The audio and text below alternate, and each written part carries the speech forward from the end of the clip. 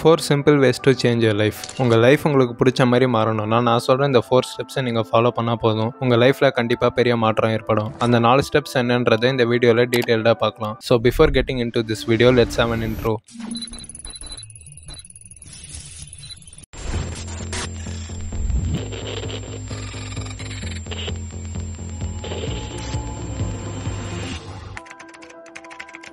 Gratitude, நன்றி உணர்வு. உங்கள் லைஃப் எப்படி இருந்தாலும் சரி, நீங்கள் நன்றி உணர்வோடு இருக்கிறதுக்கு ஏகப்பட்ட விஷயங்கள் உங்களை சுற்றி இருக்குது. ஃபார் எக்ஸாம்பிள், நீங்கள் டெய்லி சாப்பிட்ற சாப்பாட்டுக்கு நீங்கள் நன்றி உணர்வோடு இருக்கலாம். நீங்கள் போடுற ட்ரெஸ்ஸுக்கு கிராட்டிடியூட் ஃபீல் பண்ணலாம். இந்த மாதிரி இன்னும் சொல்லிகிட்டே போகலாம். சிம்பிளாக சொல்லணும்னா, உங்ககிட்ட என்ன இருக்கோ அதுக்கு நீங்கள் நன்றி உணர்வோடு இருங்க, அவ்வளோதான். உங்களுக்கு தோணலாம், என்கிட்ட நன்றி உணர்வோடு இருக்க மாதிரி பெரிய விஷயம் எதுவும் இல்லைன்னு. அந்த மாதிரி யோசிக்கிற ஒருத்தராக நீங்கள் இருந்தால் உங்ககிட்ட நான் சொல்லணும்னு நினைக்கிறது ஒரே ஒரு விஷயம் தான். Whatever you have, no matter how big or small it may be, it is always summons dream. அதாவது உங்ககிட்ட என்ன இருக்கோ அது எவ்வளோ பெரிய விஷயமா இருந்தாலும் சரி, எவ்வளோ சின்ன விஷயமா இருந்தாலும் சரி, அது இன்னொருத்தரோட தேவைன்றதை தெளிவாக புரிஞ்சுக்கோங்க. ஃபார் எக்ஸாம்பிள், நீங்கள் இருக்க வீடுக்கு உங்களால் நன்றி உணர்வோடு இருக்க முடியலன்னா, வீடே இல்லாமல் இங்கே எவ்வளோ பேர் இருக்காங்க, அவங்கள பற்றி யோசிச்சு பாருங்க. ஏன் இப்போ இந்த வீடியோவை உங்களால் பார்க்க முடியுது அண்ட் நான் சொல்கிறத கேட்க முடியுதுன்னா அதுவே நீங்கள் கிராட்டிடியூட் ஃபீல் பண்ணுறதுக்கான பெரிய ஒரு விஷயம். ஏன்னா இந்த உலகத்தில் எவ்வளோ பேர் கண்ணு தெரியாமல் காது கேட்காம இருக்காங்க. ஸோ அப்போ உங்ககிட்ட இருக்க ஒரு விஷயம் இந்த உலகத்தில் யாரோ ஒருத்தரோட தேவைன்றதை தெளிவாக புரிஞ்சுக்கோங்க. நீங்கள் கண்டினியூஸாக கிராட்டிடியூட் ப்ராக்டிஸில் இன்வால்வ் ஆனீங்கன்னா உங்கள் லைஃப்பை நீங்கள் பார்க்குற விதமே மாறிடும். எப்பயுமே குறைய மட்டுமே தேடுறதை விட்டுட்டு உங்கள் லைஃப்பில் இருக்க நல்லது நீங்கள் பார்க்க ஆரம்பிப்பீங்க. ஸோ நீங்கள் உங்ககிட்ட இருக்க விஷயத்துக்கு கிராட்டிடியூட் ஃபீல் பண்ணும்போது நீங்கள் இன்னும் கிரேட்ஃபுல்லாக இருக்க இந்த யூனிவர்ஸ் நிறைய விஷயங்களை கொடுக்கும். ஏன்னா கிராட்டிடியூட் ப்ராக்டிஸ் உங்களோட வைப்ரேஷனல் ஃப்ரீக்வன்சியை ஹை ஆக்கிடும். அண்ட் நீங்கள் ஹை வைப்ரேஷனல் ஃப்ரீக்வன்சியில் இருக்கும் போது உங்கள் லைஃப்பில் ஹை வைப்ரேஷனல் ஃப்ரீக்வன்சியை அட்ராக்ட் பண்ணுவீங்க.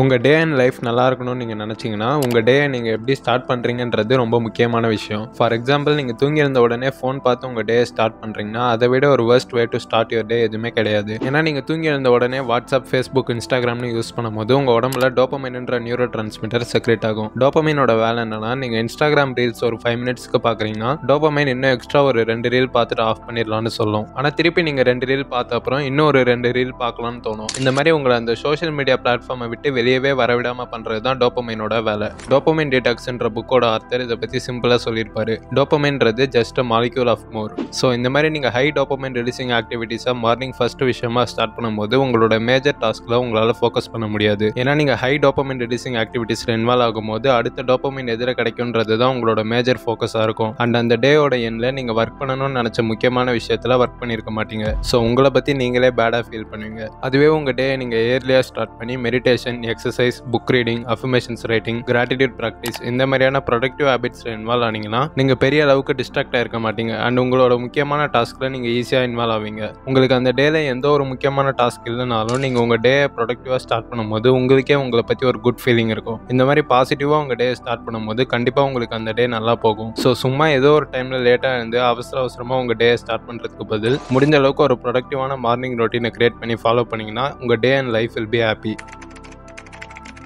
லைஃப்ன்றத ஒரே வேர்டில் சிம்பிளாக சொல்லணும்னு எனக்கு கேட்டால் நான் கண்டிப்பாக சாய்ஸ்ன்னு தான் சொல்லுவேன். ஏன் அப்படி சொல்கிறேன்னா, லைஃப்பில் நம்ம எல்லாரும் எந்த சுச்சுவேஷனில் இருந்தாலும் சரி we have different choices and நம்ம எடுக்கிற சாய்ஸஸ் தான் நம்ம லைஃபாக மாறுது. ஃபார் எக்ஸாம்பிள், நீங்கள் காலையில் சீக்கிரம் இருந்து உங்கள் டே ஸ்டார்ட் பண்ணுறதும் லேட்டாக இருந்து உங்கள் டே ஸ்டார்ட் பண்ணுறதும் உங்கள் சாய்ஸில் தான் இருக்குது. உங்கள் டே நீங்கள் ப்ரொடக்டிவாக யூஸ் பண்ணுறதும் ஆர் ஜஸ்ட் ஃபோனை பார்த்து டைம் வேஸ்ட் பண்ணுறதும் உங்கள் சாய்ஸ் தான். ப்ரெசன்ட் மூமெண்ட்டில் இருக்கணும்னு நினைக்கிறதும் உங்கள் சாய்ஸ் தான். ஆர் பாஸ்ட் அண்ட் ஃபியூச்சரை பற்றி நினச்சி வருத்தப்படுறதும் உங்கள் சாய்ஸ் தான். உங்கள் லைஃப்பில் வர ப்ராப்ளம்ஸாக பார்க்குறதும் உங்கள் சாய்ஸ் தான். ஆர் அதை உங்களோட growthக்கான ஆப்பர்ச்சுனிட்டியா பார்க்கறதும் உங்க சாய்ஸ் தான். உங்க லைஃப்ல உங்களை சுத்தி என்ன மாதிரியான பீப்புள்ஸ் இருக்கணும்னு டிசைட் பண்றதும் உங்க சாய்ஸ் தான். நீங்க பாசிட்டிவா திங்க் பண்றதும் உங்க சாய்ஸ் தான், ஆர் நெகட்டிவா திங்க் பண்றதும் உங்க சாய்ஸ் தான். உங்களை பத்தி நீங்க பாசிட்டிவா பேசுறதும் உங்க சாய்ஸ் தான், ஆர் நெகட்டிவா பேசுறதும் உங்க சாய்ஸ் தான். எக்ஸசைஸ் பண்ணி உங்க உடம்பை ஹெல்த்தியா பாத்துக்கிறதும் உங்க சாய்ஸ் தான், ஆர் ஸ்மோக் பண்ணி உங்க ஹெல்த்தை கெடுத்துக்கணும்னு நினைக்கிறதும் உங்க சாய்ஸ் தான். இந்த மாதிரி இன்னும் எக்கச்சக்கமான சாய்ஸஸ் இருக்கு நம்ம லைஃப்ல. ஸோ நீங்க என்ன மாதிரி ஆப்ஷன்ஸை சூஸ் பண்றீங்களோ அதுதான் உங்க லைஃபா மாறுது. உங்க லைஃப்ல எப்படிப்பட்ட ஒரு சுச்சுவேஷன்ல இருந்தாலும் சரி உங்களுக்கு மல்டிபிள் சாய்ஸ் இருக்குன்றத மறந்துடாதீங்க.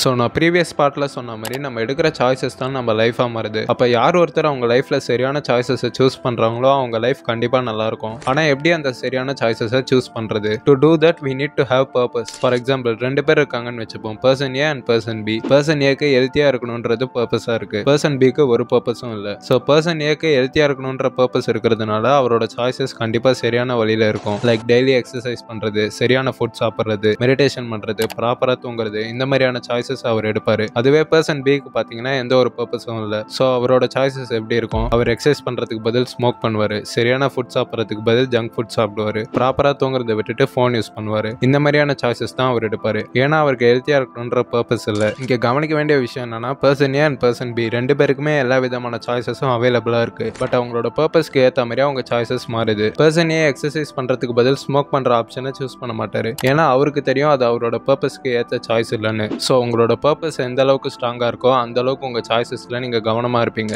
There is nothing more dangerous than a young man or woman without a purpose. There is also nothing more beautiful than a young man or woman with purpose.